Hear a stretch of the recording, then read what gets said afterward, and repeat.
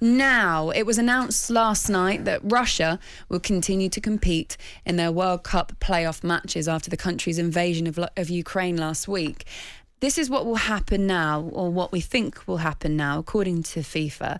Russia will play at neutral venues without fans. They will not have a national anthem and will not have a flag. They will not be referred to as the Football Union as Russia, or does that mean they will now be referred to as the Football Union of Russia instead of just Russia? Poland basically have already said that they won't play Russia in their qualifying semi-final next month.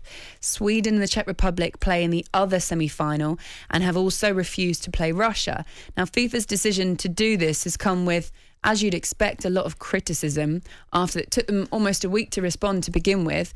Now, Ali, just tell us a little bit about this, because Russia basically are due to play Poland in the World Cup playoff next month. But the president of the Polish FA has said this: today's FIFA decision is totally unacceptable. We are not interested in participating in this game of appearances. Now, the English FA have pushed back on FIFA's stance and want to have Russia kicked out of this year's World Cup in Qatar. What are your thoughts on this? Would you, in all seriousness, we had a wonderful day yesterday in football. You know, a bit of escapism, tremendous. This angers me. It really, really angers me. Football Union of Russia, that's the only bit they've got right. It's FU Russia, and that's exactly what it should be.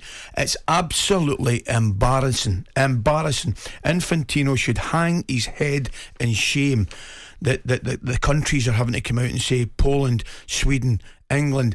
That decision should be taken out their hands. FIFA should be walking away, making a statement, say Russia are no longer welcome or involved in any football tournament across the world until this crisis is resolved.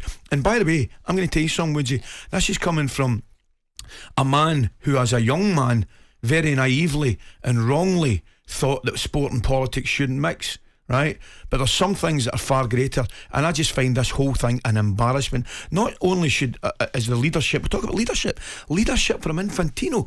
It's embarrassing the way he's behaving. I'll tell you where we're getting leadership. We're getting leadership from the president of Ukraine, Zelensky, the mayor, the two Klitschko brothers, the people of the Ukraine. That's where we're getting leadership. That's where the people that are setting an example. Not only should they should be kicked out of every football tournament, they should be kicked out of every sporting event. The Olympic Committee, they should. And do you know, while I'm at it, so should Belarus.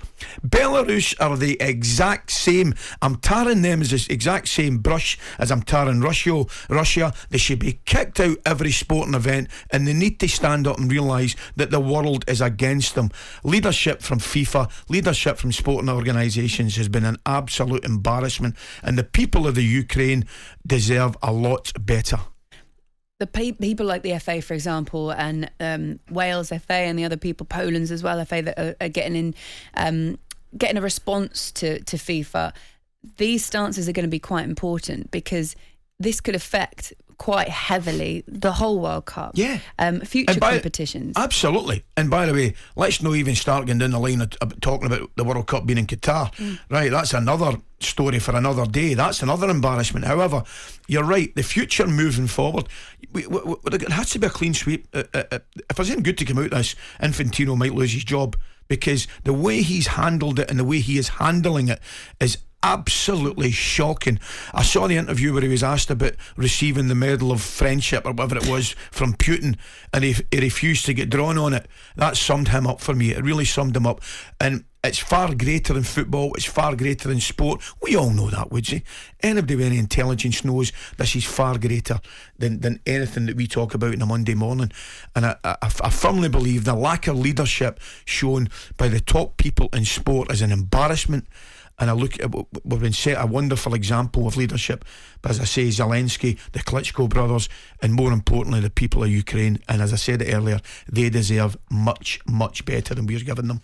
It is a spectacular own goal from an organisation with a staggering lack of awareness or just pure ignorance. But it's not the first time. It's not the first time. I mean, we get back to, you look at Platini and Blatter and the whole thing's, we talk about it, the whole thing stinks. They can't get anything right. As I say, the World Cup in Qatar was in listen, and by the way, I'm the hypocrite. I am the hypocrite because I'm going and I'll be working at it just through my, my love of football. But the fact of the matter is, you look at Qatar, you want to talk about human rights, you want to talk about the conditions, you want to talk about the heat, and I'm all for football being a global game.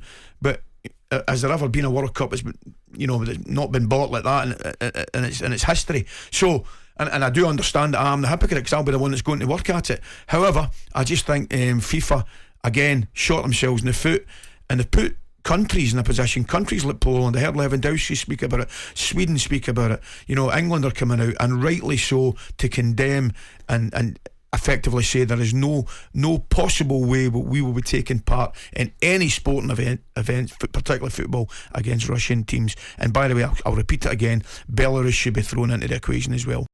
talkSPORT Breakfast with Laura Woods, Monday to Wednesday mornings 6 till 10 on AM, on DAB, via the talkSPORT app and on your smart speaker. talkSPORT.